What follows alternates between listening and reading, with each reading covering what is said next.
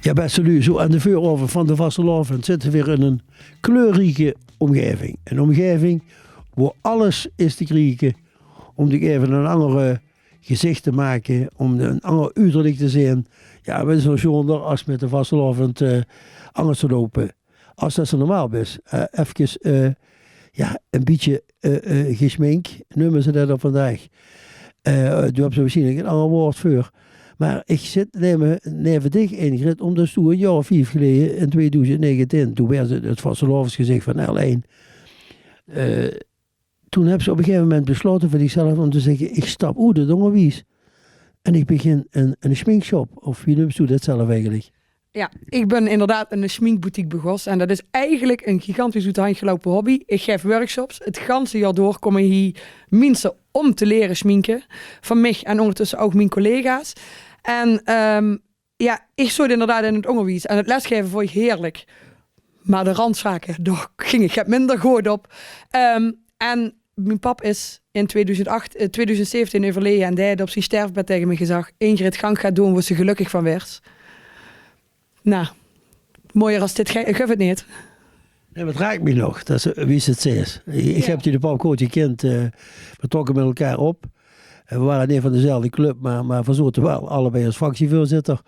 Dus we hebben natuurlijk ook een schone tijd gehad. Maar dat tijd zo tegen die zitten kwam zelf door het onderwijs. Dat was een onderwijzer, dat was ook een vrijwilligersmens. Dat is ook duur met die nazinnen. Zieke omroep van alle kennis heb ik de mensen leren kennen. Ja, en pap die stoof toen plotseling. En ene keer kwam er een ziekte. En die zag het tegen die. Ja. En dat was een wieze boodschap. Dat was zeker een wieze boodschap. In het begin heb ik er niks mee gedaan. Ik heb nog 1,5 jaar in het onderwijs gewerkt. Maar ja, toen ik thuis kwam te zitten met een burn-out door alle omstandigheden, dus, ja, vooral ook het gedeelte dat het overlijden van pap, dacht ik, wat gaan we proberen? We gaan dit gewoon te proberen om hiervan te leven. Dus pap die geeft die boodschap. Toen heb ze dan even nog dat onderwijs gedaan. Dus zoals aan de kapel geloof ik aan de school, hè? Ik kan me herinneren. Klopt. Nou, en op een gegeven moment, ja, dan loopt dit op die paard. Maar is dat toeval? Of wie ontzeet dat? Ik denk dat het voor een heel groot stuk toeval is. Schminken is altijd een hele grote passie van mij geweest. Vanaf kinds af aan. Ja, vastelovend is me met de paplepel ingegoten geworden. Pap zo bij Circus Willems natuurlijk. Pap deed de artiestenopvang bij de stageverstatie. En pap wordt eigenlijk met vastelovend ook overal te vinden. Dus ja, dan is het ook wel chic dat dit nu op mijn paard is gekomen. En ik denk stiekem dat papa vanaf bovenaf het fijn aan het regisseren is. Kleur doe het leven maar, zo ongeveer. Hè. Dat zal het zijn. Want ja, wat deed hij ook natuurlijk. Hè. Hij kleurde het leven. Hij zat in de Vastelovend. En hij zat in de kant van de tunnel in de Vastelovend. En toen zelfs nog een keer, geloof ik, een periode bij die nummers die bij de Nuil dansberichtjes neer. Die nummers. De dameschaal. Ja. Dat heb ik 8 jaar gedaan. Ja. Ik ben trainster geweest van de kindergarten. Ik heb bij de Prinsenkapel gespeeld. Ja, en nu is vastelovend zo druk dat ik... Je speelt bij de Prinsenkapel? Ben je een muzikant? Zeker, ik speel saxofoon. Ben je een heel opgeleid muzikant? Ik ben een heel opgeleid als muzikant. Ik ben begonnen bij de jeugdprinsenkapel van de Katers. En op een gegeven moment, op mijn 14e, ben ik naar de Prinsenkapel van de Nuil gegaan. Want pap zo bij Circus Willems. We repeteerden bij Willems, bij Café Willems. Dus pap vond je wel prima als ik daarbij ging, dan kostte het me nog een beetje in de gaten haaien. En toen ik een jaar of 18 was, heb ik vanuit de Prinsenkapel de overstap gemaakt van de damesgarde, omdat er toen minder leden waren. En toen ben ik gaan dansen. Ja, nou geweldig. Maar toen hebben ze het even over Circus Willems voor de kiekers toes. Dat was een legendarische dag in de week. En dan gingen ze op de biljart. En alle andere artiesten, die deden door herdenk. En die de pap gaf dan een beetje leiding aan met wat mensen. Dus ja, dat was Circus Willems. Op de vierkantje meter. Ja, geweldig. Ja. Nou, dat doe je nu dus op meer meters. Ja. Vertel eens even. Ja, dus zit hij in een vuurmalige schoonwinkel, geloof ik, hè? Ja, dit was vroeger de schoonwinkel van Kessels. Ja, van heel veel mensen wel bekend in Remun. En hier heb ik mijn schminkatelier en de schminkboutique. Ja. Maar ondertussen heb ik ook een aantal pop-up winkels door het seizoen her. In de vaste hebben pop-ups. Ik ben een van de eigen generatie en zullen ook veel u kijken. Wat is een pop-up? En een pop-up is eigenlijk een spontaan plekje waar mensen ook schmink en zo kunnen kopen. In een andere winkel. In een andere winkel. En op dit moment is dat in Wijchen, buiten de provinciegrenzen. Ja. In Zevenum, bij Jansen Nooi. Ik heb een pop-up gehad bij Berde, in Blerik. En in Panningen, bij een vriendin van mij. In zijn baby spa. Daar heb ik ook een pop-up. Ja, geweldig hoor. Ja, te gek. Dus, loopt dat? Ja, het is populairder als ooit, het schminken. Ja. En ik denk ook juist dat zo is, omdat mensen weer meer zichzelf willen zien. Het hoeft niet meer de eenheidsworst te zijn die het heel lang geweest is. Het is juist een stukje van zichzelf laten zien. En zeker met de vastelavond een beetje extra uitpakken, want het hele jaar mocht ze lekker normaal doen. Met die dag mocht er wel een extra leukste schmink op. Ja, maar dan zie je dan ook bijvoorbeeld bij de 11e van de 11e begint het eigenlijk al. Maar ook statie voor statie. Ja. Maar alle andere evenementen, de LVK's, ik heb allemaal alle lu's in. Prachtige schmink. Ja. We willen laten weten waar ze vanaf komen. En we willen vooral niet laten zien wie ze zijn. Want dat zit natuurlijk achter een masker. Ja. Want het zijn prachtige maskers. Maar ik weet niet of het zich echt een stukje verbergen is. Of dat ze misschien juist wel gaat meer van zichzelf laten zien. Een stukje creativiteit wat ze wel in de gips. En wat ze met die dag juist wel laten zien. Ja. Terwijl dat de rest van het jaar niet als normaal gezien werd. En ik weet niet of het dan zozeer verbergen is als achter een masker. Of dat ze juist een stukje laten zien wat er eigenlijk wel zit. Maar wat ze die andere dagen niet zo goed kunnen blijven of uiten. Omdat het dan niet zo normaal is om met een schminkje of op een andere manier creatief bezig te zijn. Maar in vroeger ging je weer een schminkstift halen bij de poppendokter. Ja. Sorry. Kreeg ze rood, wit en zwart. En dan moesten ze alles met doen spreken. Maar als ik zie wat hij allemaal nu op dit moment is. Wat is de rage op dit moment dan? Ja, de grootste rage is presspouders. En dat zijn... poeierschmink is de verkeerde benaming, maar het is een soort pigmentpoeder met heel veel kleur. En ja, die gebruik ze ook terug. Daar komt gewoon direct kleur vanaf. Kunt ze gebruiken om een mooie onderlaag te maken. En schabloontjes, glittertjes, dat zie je op dit moment ook heel veel. Het moet mooi zijn. Voor sommige lui moet het ook vooral makkelijk zijn.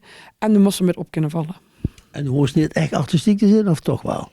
Nee, er is tegenwoordig op de social media zoveel inspiratie te vinden dat ze altijd wel bij één schat weg kunnen halen hoe ze zelf gaat met aan de slag kind. En ze zullen ze ook merken wie vaker dat ze dit duist, wie makkelijker dat het zich afgeeft en wie mooier dat die dingetjes die ze gaan maken ook. En ik zeg altijd, iedereen kan schminken als ze zich maar even de tijd neemt. Maar dit gaat natuurlijk wel, dit kost natuurlijk nog zo'n pakketje of niet? Nou, het is niet heel goedkoop, maar het is ook niet heel erg duur. En ik zeg altijd, bedenk zich dat ze het grij op die gezicht moet smeren. Als ze het op die gezicht smeert, moet ze zich af willen vragen of ze het super goedkoop wil hebben. Ja. Want dan is het 9 van de 10 keer het grij wat erin zit het ook niet waard om op het gezicht te smeren. Goedkoop is dan duurkoop. Ja, en zeker, daar hebben ze maar 1 huid. Daar moet ze die ganse leven mee doen. Ja. Dat is niet wie een slang dat ze elke dag vervuilt en een nieuwe huid opboet. Als het, dus ja, investeer in fatsoenlijk grij. Ja, wat dat betreft hebben we natuurlijk wel een geweldige tijd metgemaakt. Dat die ontwikkeling in deze wereld, als ze zus wie ze zich, zal ik maar zeggen, ja, wie ze uitgedost zijn, dat is natuurlijk grandioos. Hè. Ja. Moet ik wel goed doen, hè? Want toen zit ze wanneer ben je begonnen? 2021? Ja, sinds 2021 hier in Neel. Dus je bent 4 jaar pas bezig. Ja. En in 4 jaar zei ze nou, ik heb me hier opgeboet. Ja, en ik doe echt alleen maar het schminkgedeelte. Dus de schmink, de glittertjes, de poeders, dat soort dingen. Daar komen mensen echt voor hierher. En van heinde en ver, vanuit Maastricht, vanuit Venlo. Overal komen ze vandaan. En het aankleden en zo, dat laat ik lekker aan anderen over. Ik zeg altijd, eerder is niet specialisme, mijn specialisme is het schminken. En dat maakt een outfit en de vastelavond natuurlijk wel echt helemaal af. Maar goed, kennen ze zich als Ingrid of kennen ze zich als Sokkertante? Wie kennen ze zich eigenlijk? Hier in Remun ben ik nog wel steeds Ingrid en ook nog wel vaak die van Breugelmans. Maar boete, Remun werken meest herkend juist als ik geschminkt ben. En dan maakt het niet uit wie ik geschminkt ben, maar de meeste mensen herkennen mij dan pas als ik een leukste schmink op mijn gezicht heb. En verkleid ben. Ja, en toen was natuurlijk het gezicht van L1 in 2019. Ja, 2018 en 2019. Ja, was het gezicht. En toen werden er posters van dit gemaakt. Ja. Ja, en nu, op het ogenblik, maak je posters voor de winterboom. Ik heb hier een etiket van het beer. Ja, en hier is de poster. Dat heb ik dit jaar inderdaad mogen schilderen. Voor mij gaat het compleet niet. Ja. Maar ja, Uit Limburg komt de pils. Ja, geweldig. ze hebben er geen anders van gemaakt. Ja, en daar staat ook, maar dat is niet hetzelfde etiket als we dit hebben ook gemaakt. Ja, dat etiket heb ik mogen ontwerpen. Ze hadden me gevraagd om de poster te maken en om het etiket te ontwerpen. Ja, mooi zeg. En ik wou daar heel graag mee doen, maar ik wou het vooral niet standaard vasteloven laten zien. Ik wou geen rood, geel, groen. Nee. Ik wou geen serpentine en geen confetti. Maar ja, wat ga je dan wel op een vastelovens etiket zetten? En toen dacht ik veren. Veren van de prins, veren van de boa's, veren van de verentooien die ze nu zoveel zus. Ja. En veren ook als een stukje van vrijheid, waar met vasteloving iets zo super belangrijk is. Ja, dat is, heb je zo beschreven. Daar heb ik even nagedacht. Maar wisten jullie nog denken wie ze gevraagd werden? Of is zich dat gewoon dat ze de opdracht uit het vuren waren? Nee, het woord... ik ben voor de zomervakantie door haar benaderd. Met de vraag om een poster voor haar te maken. En toen dacht ik... Ja. Die ga ik dat nu weer doen. Ja, te gek. Maar wat ga ik doen? Ga ik mezelf sminken? Gaan we daar een foto van laten maken? Wat doen we? En toen dacht ik, nee, ik ga wel het schilderen. En daar hoorde dan ook een etiket bij. Ja, wat ga je ze dan schilderen? Ja, ik stond bekend om heel veel kleur. En om grote outfits met veel veren, veel bravoure. Ik dacht van ja, dit is gek als ik nu met een zwart-wit foto of iets aan de slag ga. Dus ik dacht, ik moet wel dat stuk van mezelf terug laten komen in een poster. En toen dacht ik van ja, het etiket ook nog. En ik dacht, ik wil ook dat de poster en het etiket verbonden zijn. En vandaar het veren gedeelte. Dus dat is, voor gedeelte wordt het er al, maar de uitleg erbij is ook wel gaandeweg erbij gekomen. Maar ik kan me herinneren dat die foto ook sting op het BCL-blad op de voorkantje. Een van die uitgaven een paar jaar geleden. Ja. Het gezicht is natuurlijk wel, ook 10 gezicht. Hè? Ja. Het is ook 10 handelsmerk. Ja, dat als ik het zo even moet zeggen. Ja, 100%. Ja. Dat is wat ik zeg. De meeste mensen kennen me geschminkt. En als ik gewoon zo rondloop wie ik nu ben, lopen de meeste mensen boeteren me met straal voorbij. Ja, eigenlijk best wel fijn. Toch nog een stukje anonimiteit. Ja, dat is natuurlijk wel de moeite weer. Het was vooral alleen in de politiek, al zeg ik altijd. Want dan, dat slaan ik ook nog even over. Nee, maar goed, het is samengevat. Prachtig flesje bier, zeg ik altijd hier. En met een mooi etiket, dat dacht ik nog meer uit om een flesje te drinken. Kleine handzaam flesje. Prachtige poster. Maar nog meer, ja, die uitstraling. En ja, die overgave, die is toen toons in die winkel. En hij had toevallig immers zich aanbevolen om zich de bloemen van Ummer te geven. Dat over 1 keer per week. En ook de fly van Heerschap. Dus... maar het meisje durft zich nu natuurlijk niet te zin. Zullen we hem even de bier open? Mout, heb ze even! Ja, Ingrid de Kind, het programma van ons we elke week hebben. Normaal is het de vrijwilliger van de week. Maar bij dich is het niet de vrijwilliger van de week, maar du bent vrijwillig ergens uitgestapt en du bent ook vrijwillig ergens ingegangen. En du doet zoveel lui een plezier met die dingen van heen en ver komen zien naartoe, het heel Limburg. En ja, het is die kennis en vriendinnen om die heren die zeggen, goh, wat dat Ingrid toen dat hij in de stap gedaan heeft. En een van die is Mout. En Mout, ja, du bent ook immers die dat geweldig vindt, maar dat wat om ons heen gebeurt. En toen hebben ze gezegd, ja, met een linksaandel vrouw die hebben gezegd, dat Ingrid moet eigenlijk een keer dat bloemje krijgen. Zag ze weer, ja, wacht even, ja, absoluut, natuurlijk. Zag ze weer, maar dat is dit. Ja, maar ze is, wat heb je gedaan, het vrijwillig. Ergens uitgestapt en vrijwillig gaat opgezet. En dat dan zo'n geweldige doelstelling heeft bereikt. Dat is fantastisch. En dat gaat nog verder. Ik vind dat super chic.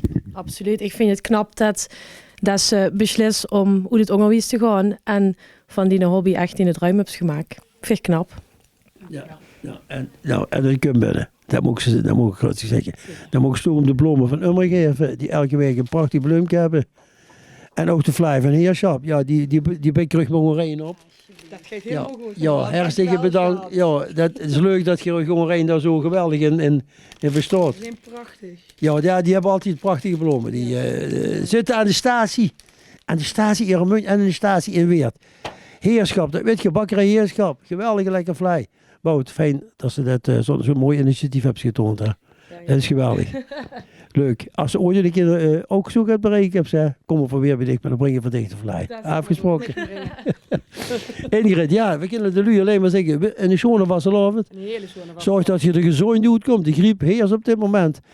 Maar zorg dus toe, in ieder geval die 4 ook voor mij dan 6, 7, 8 en 9. Dat is wel de planning. En de schoon wordt die pap ooit een keer dat ik gezegd heb, dood was zo leuk vindt. Dat het de lui geraakt. En dan moeten we tegen iedereen zeggen, dood vooral wat je leuk zit. En dood dan ook het vrijwilligerswerk. Want heel veel lui willen ook weer gaan doen wat ze leuk vinden. En daar hebben ze vrijwilligers voor nodig. En dit is zo'n bijzondere vrijwilliger. Niet wie je hem normaal gewend zit. Maar wel met immers de lef het gehad om in het leven het anders te kunnen doen als voor ze eigenlijk voorbestemd was. En dat is toevallig onderwijs. Maar nu is het een veel grotere voorbestemming. Vastelovend. Zo'n vastelovend samen. Dit programma wordt mede mogelijk gemaakt door Albert Heijn Heerschap en Bakkerij Heerschap. 365 dagen per jaar ambachtelijke en verse producten van Bakkerij Heerschap. Verkrijgbaar bij de Albert Heijn Heerschap supermarkten in Roermond.